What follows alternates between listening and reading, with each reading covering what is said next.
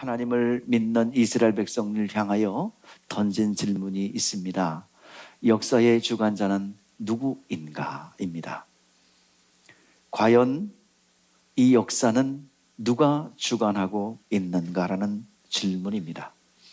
여기에 대해서 오늘 본문에서 진정한 왕 중의 왕, 진짜 왕은 예수 그리스도다라는 선언과 선포입니다. 다니엘서에 보면 어느 날 느부갓네살 왕이 꿈을 꾸었습니다. 그 꿈을 꾸었는데 해석할 길이 없어요. 걱정이 많아요. 그래서 그 당시에 하나님께서는 왕이나 지도자에게 꿈과 환상을 통해서 하나님의 뜻과 계획들을 계시하셨습니다. 지금 여러분 꿈과 환상을 통해서 계시를 보려면 큰일 납니다. 오늘날 우리의 계시는 기록된 말씀 외에는 없습니다. 그러나 성경이 완성되기 전 우리 구약 시대에는 꿈과 환상을 통해서 하나님의 뜻을 왕이나 지도자들에게 또 때로는 선지자들에게 계시해 주셨습니다. 꿈을 반드시 해석하고 그에 따르는 조치를 해야 됩니다. 그러지 않으면 그 재앙이 그들에게 임할 것이라 생각했습니다. 그래서 그 페르시아 바벨론의 대제국의 박수와 술객들에게 무슨 꿈을 꿨는지도 맞춰내고 그것을 해석하라고 명을 내립니다. 참 황제는 좀 깡패와 같죠? 마음대로예요. 그래서 꿈을 말씀드리면 해석해드리겠습니다. 아니다. 나는 니들의 능력을 봐야 되겠다. 아마도 그 당시에 술객과 박수들이 많은 권력을 차지하니까 제거하려는 의도도 있었던 것 같아요. 자, 그때 다니엘이 등장을 하죠. 다니엘이 등극하게 됩니다. 왕의 꿈을 꾼 꿈을 알아내고 그리고 해석해 줍니다. 왕이시여, 왕은 이런 꿈을 꾸셨습니다. 머리에는 금이요, 그리고 목과 어깨에는 은이요, 그리고 배와 넓적다리는 동이요, 노시요, 그리고 그 넓적다리는 이 철이요, 그리고 종아리와 발에는 일부는 이 철이고 일부는 진흙입니다. 이 해석은 그 금으로 상징되는 바벨론 느부갓네살의 보다 못한 왕이 일어나서 세계를 점령할 것이요, 그 후에는 또 그보다 못한 왕이 일어나서 점령할 것이요, 또 그 후에는 그 못한 왕이 일어날 것입니다. 그 하나님의 역사와 주관을 이 다니엘이 풀어줍니다. 왕에게 내렸던 하나님의 계시가 이와 같습니다라고 해석해 줍니다. 느부갓네살 왕은 거기에 순종하지 않고 금신상을 만들어요. 크기로 말하면 30m 그리고 폭 3m가 되는 거대한 금신상을 만들어 놓고 누구든지 여기다가 절하지 않으면 풀무불에 놓겠다는 겁니다. 이 말은 무슨 선언입니까? 이 말은, 이 행위는 바벨론이여 영원하라. 또 다른 왕은 일어날 수 없다. 바벨론이여 영원하라. 다시 말하면 역사의 주관자는 나 느부갓네살이다. 그러니까 온 백성들이여, 모든 관리들이여 여기다 절을 하고 숭배하여 내가 역사의 주관자인 것을 공포한다. 누구든지 여기다가 절을 하지 않으면 풀무불 속에 넣겠다. 그 선언이에요. 그런데 그 당시에 하나님을 경외했던, 포로로 잡혀왔던 다니엘의 세 친구가 지방장관입니다. 우리 바벨론식 이름 사드락과 메삭과 야벳노고죠. 그들의 원래 이름은 하나냐, 미사엘, 아사랴입니다. 바벨론식으로 바벨론 신의 이름을 따서 이름을 개명했어요. 사드락, 메삭, 야벳노고. 그런데 그들은 거부합니다. 왕이시여, 나는 풀무불 속에 들어가더라도 나는 왕의 만들어 놓은 신상에 절하지 않겠습니다. 하나님께서 나를 보호할 겁니다. 그러나 나를 보호하지 않는다 할지라도 그리 아니하실지라도 나는 왕에게 절하지 않겠습니다. 그것은 단순하게 왕의 명령을 거부하려는 의도만 있는 것이 아니라 이것은 선언이기도 합니다. 역사의 주관자는 당시 아니라 누구다? 하나님이시다.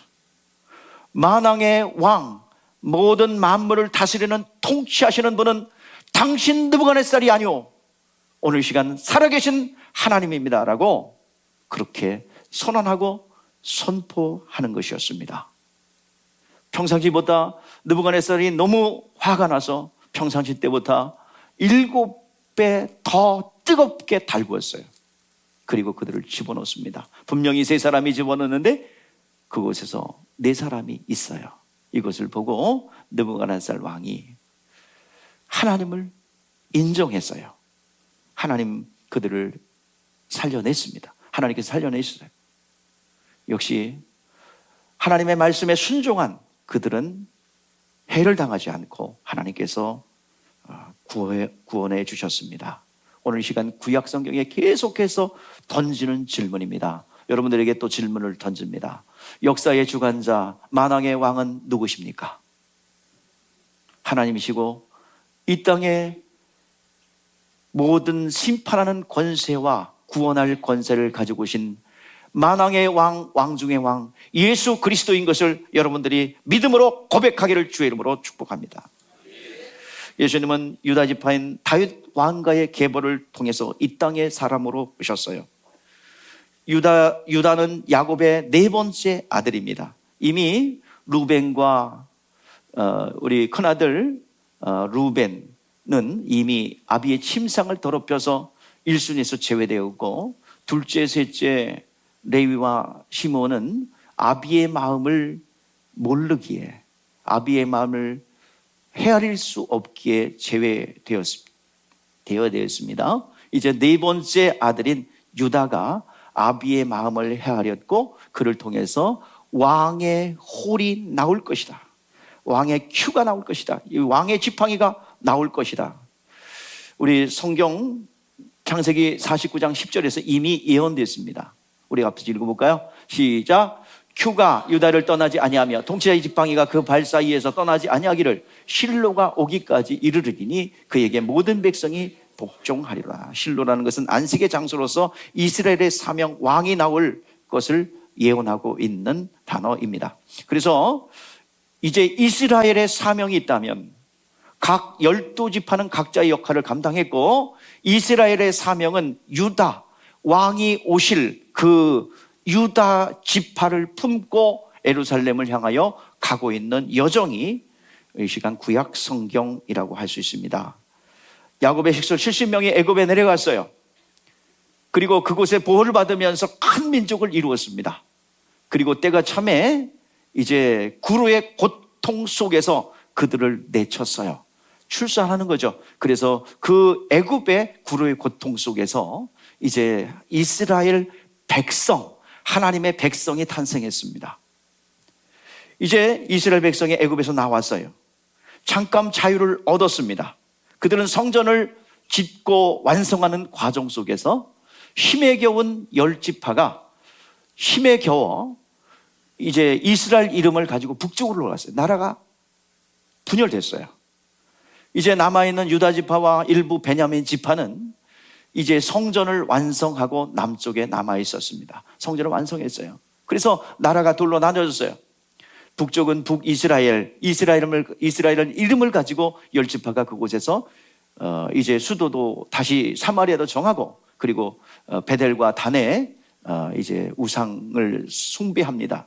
출발이 안 좋아. 그래서 이제 북이스라엘의 나라, 그리고 남쪽 유다 예루살렘을 포함한 그 나라가 나눠지게 되죠. 결국엔 두 나라 망했습니다.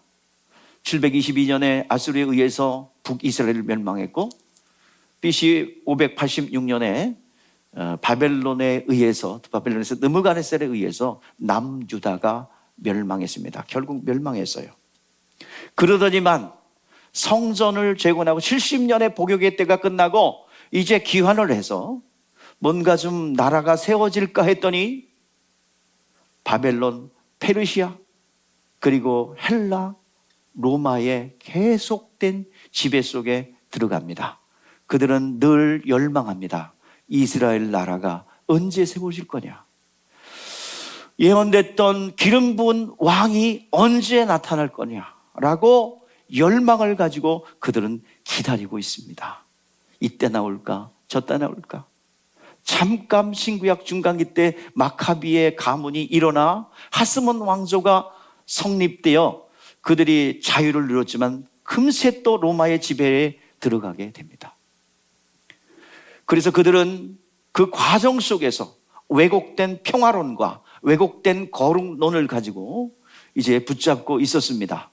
우리가 거룩해지는 길은, 우리가 평화를 누리는 길은 저 압제 속에서 벗어나는 거야, 로마로부터 벗어나는 거야 라고 그들은 생각하며 젤롯 땅이 일어나며 수많은 유대교 종파들이 생겨나게 됩니다. 많은 사람들이 마카비의 그 강력한 리더십과 그리고 전투력을 가진 그런 다윗 왕과 같은, 또 모세와 같은 지도력을 가진 그런 지도자가 언제 올 것이냐, 불을 켜고 기다립니다.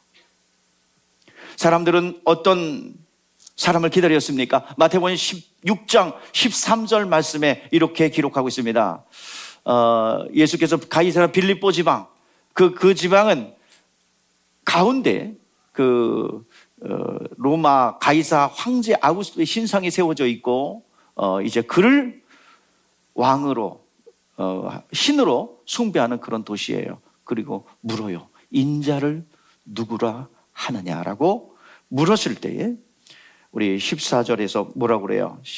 우리 같이 읽어보세요. 이거 유명한, 여러분들 이제 많은 사람들이 일반적으로 알고 있던, 기다렸던 메시아관입니다. 예수에 대해서 바라보는 관점입니다. 시작. 이르되 더러는 세례 요한, 더러는 엘리야, 어떤 이는 에레미야나 선지자 중에 하나라 하더이다. 사람들은 세례 요한과 같이 출생부터 남다른 성령의 감동을 받고 잉태한 지도자를 기다렸어요.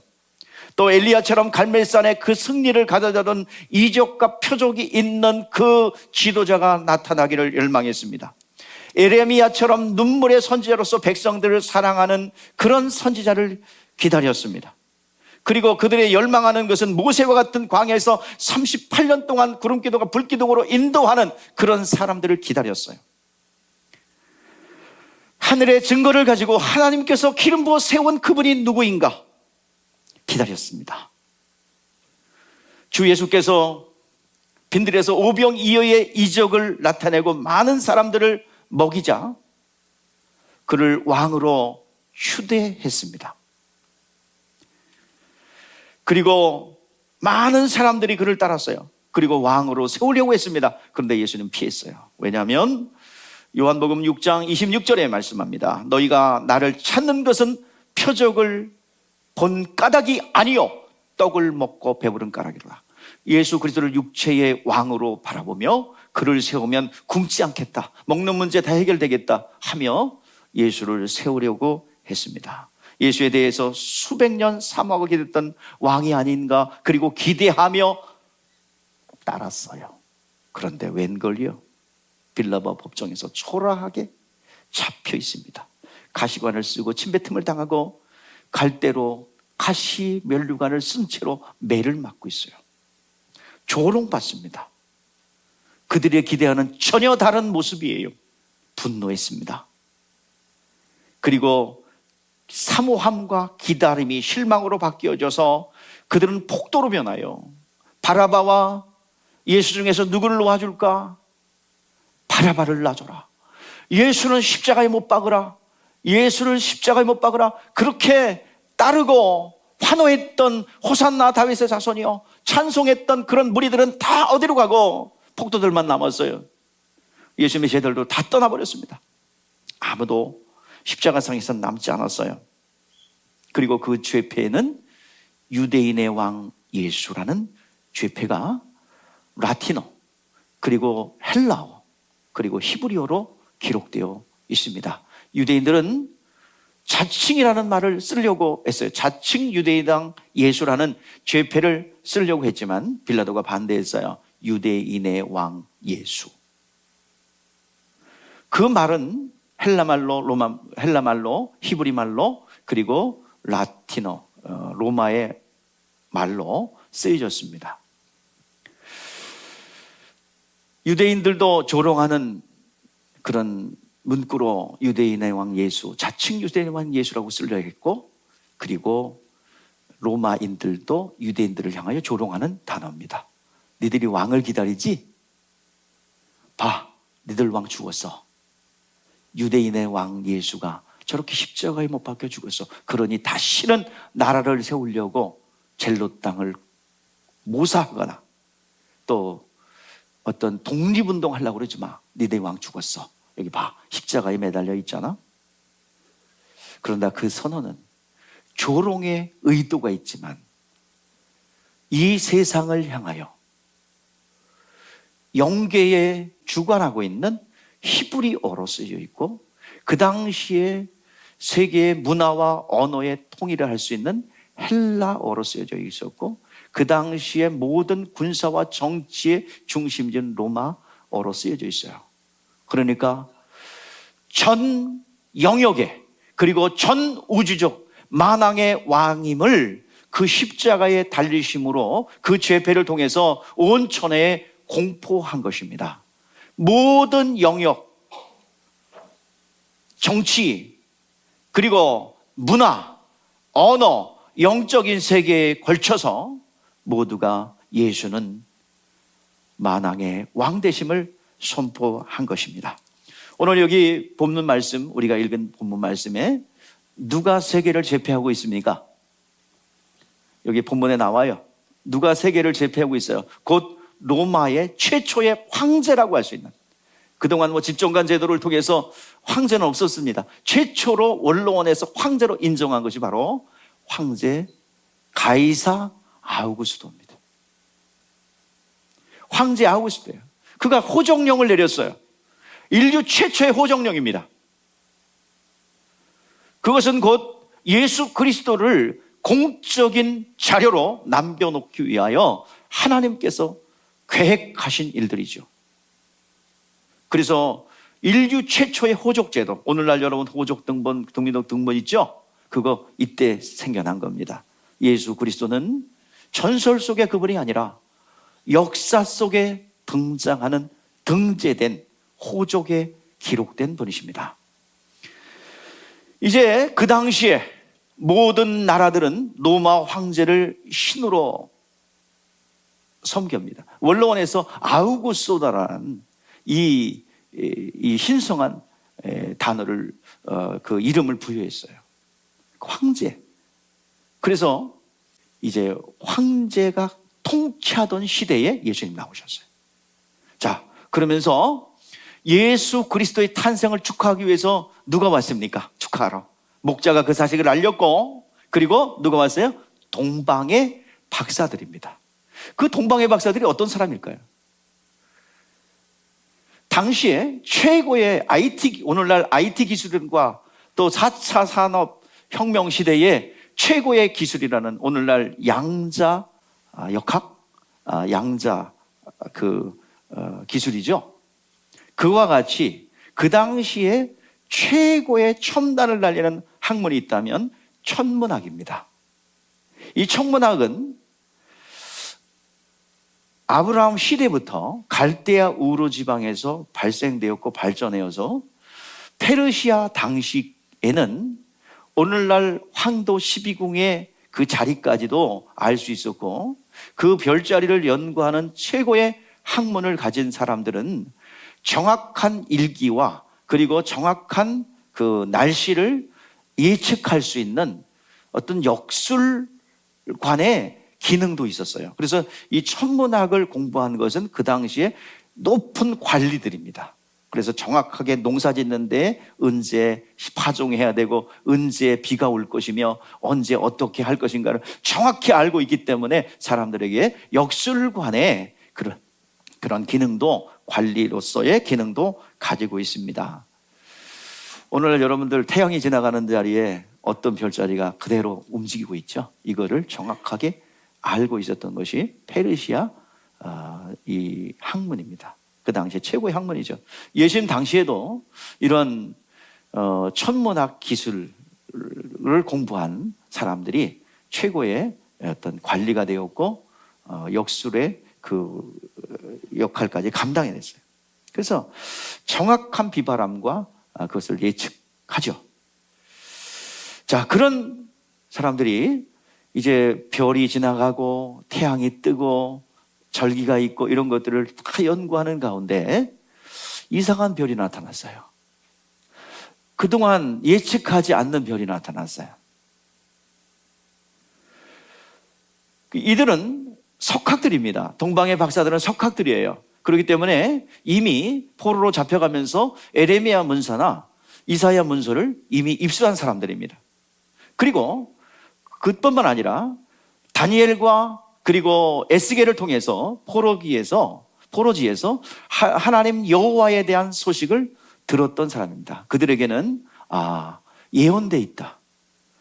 에레미야 문서와 이사야 문서를 통해서 이미 만왕의 왕이 유대인을 통해서 나올 것이라는 그 예언의 메시지를 알고 있던 석학들입니다. 그런데 예측하는 별이 나타났어요. 그리고 따라가요. 그랬더니 예루살렘에 멈춥니다. 그리고 왕의 탄생을 축하하기 위해서 세 가지 선물을 가져오죠. 자, 뭘 갖고 와요? 예? 뭘 갖고 와요? 황금과 유향과 모략을 갖고 오죠. 이건 왕의 선물입니다. 황금, 왕의 보좌는 황금으로 장식해요. 유향, 왕의 침소에는 절대로 불협한 냄새 나면 안 돼요. 그래서 늘 유향을 통해서 최고의 코로 맞는 것의 최고예요. 눈으로 보는 것의 최고는 황금이에요. 그리고 최고의 약품이 바로 모략입니다. 왕에게만 쓰는 거예요. 이 선물은 왕에게 드리는 선물이에요. 왕이 쓰는 물건이에요. 그리고 그 옆에 무릎 꿇습니다. 아무나 무릎 꿇으면 안 돼요. 왕 앞에만 무릎 꿇는 거예요. 그 동방의 박사들, 석학들이 이제 무릎 꿇습니다. 자, 이 선언과 황제가 로마 황제인 가이사 아우구스토가 통치하던 그때에 예수께서 탄생하셨어요. 그리고 이 탄생을 통하여 선포하는 겁니다. 만왕의 왕은 황제 가이사 아우구스토가 아니라 누구다? 예수 그리스도다 라고 누가는 선언하고 있는 겁니다. 너희들이 황제 아우구스토가 왕이라고 생각하지, 통치자라고 생각하지, 아니야. 오늘 이 시간 이 아기로 태어나신 이분이 만왕의 왕이야. 그 통치하는 그 시대에 태어났어요. 여러분, 누가복음에서 그렇게 기록하고 있고요. 사도행전 누가가 지었어요. 누가는 바울의 제자로서 의사입니다. 굉장히 머리가 좋은 사람이에요. 그래서 목숨을 걸고 이거 기록한 겁니다. 누가복음이 상권이라고 한다면 사도행전은 누가복음의 하권이에요. 그리고 사도행전 28장에 이 복음을 들은 예수 그리스도의 왕대심의 복음을 들은 누가? 사도 바울이 로마로 딱 들어가요. 그리고 끝나요. 사도행전 28장 끝나요. 자, 그렇게 들어간 복음이 황제 가이사 아우구스토가 지배하는 도시들을 점령해 들어갑니다. 고린도, 에베소, 빌립보 모두가 로마의 지배령 안에 있는 그 도시를 복음으로 하나하나 점령합니다. 황제 아우구스토가 통치하던 그 시대에 예수님 태어나심으로 만왕의 왕은 예수 그리스도다. 그리고 이제 복음을 들은 이 복음이 로마에 들어가면서 하나하나 그 도시를 점령하면서 수미 쌍간의 구조를 가지고 만왕의 왕은 니들이 아니라, 황제가 아니라 누구다? 예수 그리스도라. 이제 313년 여러 가지 부정적인 요소도 있지만은 콘스탄틴 황제를 통해서 로마의 국교가 돼요. 로마의 국교로 기독교가 됩니다. 이것이 바로 복음으로 정복하는 만왕의 왕은 예수 그리스도라는 사실입니다. 여러분, 이것을 인정하고 믿고 선포할 때에 하나님께서 여러분과 함께 하실 줄 믿습니다. 이 세상 신 임금들은 우리를 지배하고 있어요. 로마서 5장 17절, 한 사람의 죄로 말미암아 한 사람을 통하여 그 어둠들이 왕노릇한다고 했어요. 세상 왕, 세상 신, 원수 마귀가 지배하고 있어요. 그러나 여기서 벗어나도록 하는 것이 우리 하나님의 뜻입니다. 여러분, 문화 문명을 지배하고 있고 세상 신으로서 원수 마귀는 계속해서 우리를 파괴하고 죽이고 죄짓게 하여 하나님의 공의의 하나님 앞에 심판받게 하지만, 오늘 이 시간 히브리서 2장 16절에서 이는 확실히 천사들을 타락한 천사들을 붙들어 주심이 아니라 누굴 붙들어 준대요? 아브라함의 자손을 붙들어 주려 함이라. 아브라함의 자손이 무엇입니까? 우리들이죠. 세상신의 압제에서, 가난에서, 질병에서 벗어나고자 열망하는 이들을 구원하기 위해서 우리 주님 오셨습니다. 그래서 사모함을 가진 자, 나그네의 삶을 마무리하고 영원한 안식에 들어가기를 원하는, 진정한 내 삶의 구원과 영혼의 구원을 원하는 자, 그들에게 손을 붙잡아 주기 위해서 우리 주님 오셨습니다. 오늘 이 사망 권세, 죽음의 권세를 이기실 분은 누구밖에 없어요? 오직 예수 그리스도밖에 없습니다. 죽음의 권세에서 벗어나신 분 누구세요? 예수 그리스도의 부활하심으로 모든 죽음의 권세에서 벗어나신 분이십니다. 오늘 이 시간 하늘 왕이요 만왕의 왕이 오시니 온 땅엔 평화가 깃들었고 생명이 있고, 이 시간 이 땅에는 모든 자유가 선포되었습니다. 오늘 시간 나사렛 선언에서 예수님께서 원수 마귀, 광야에서 원수 마귀의 권세를 모두 빼앗고 원래 자리에 놓으시고 다시 갈릴리로 오셔서 우리를 구원하기 위해서 일을 하셨습니다. 수많은 이적과 표적을 나타내 주셨어요. 그리고 나사렛 선언이라고 할 수 있는 나사렛 선언이 누가복음 4장에서 이렇게 선포됩니다. 18절입니다. 시작. 주의 성령이 내게 임하셨으니 이는 가난한 자에게 복음을 전하게 하시려고 내게 기름을 부으시고 나를 보내사 포로된 자에게 자유를, 눈먼 자에게 다시 보게 함을 전파하며 눌린 자를 자유하게 하고, 오늘 이 말씀이 오늘날 응하였다 선포합니다. 오늘 이 시간 우리의 모든 삶의 역기능적 그런 삶의 모습들을 이길 수 있고, 모든 우리의 힘으로 우리의 의지대로 할 수 없었던 그 배후에서 역사했던 어둠의 권세를 이길 수 있는 길은 만왕의 왕이요 영계의 왕이요 물질계의 왕이요 모든 영역의 왕 되신 왕중의 왕 주의 주이신 예수 그리스도 앞에 우리가 들어갈 때, 그리고 예수를 나의 구원자로 주님으로 영접할 때 그 은혜가 우리 가운데 임하게 될 줄 믿습니다. 우리의 죄를 충분하게 사해 주시며 우리의 인생을 가장 선한 길로 인도하시고 내 영혼을 책임져 주실 그분 앞에, 왕 중의 왕이요 주 중의 중 진정한 왕 앞에 우리의 인생을 내어 놓으십시다. 그리고 그분을 따라가십시다. 그러면 오늘 2023년도를 마무리하고 2024년도를 맞이하는 우리들의 삶 속에서 오늘도 승리하게 되고 능력으로 채워질 줄 믿습니다. 기도하겠습니다.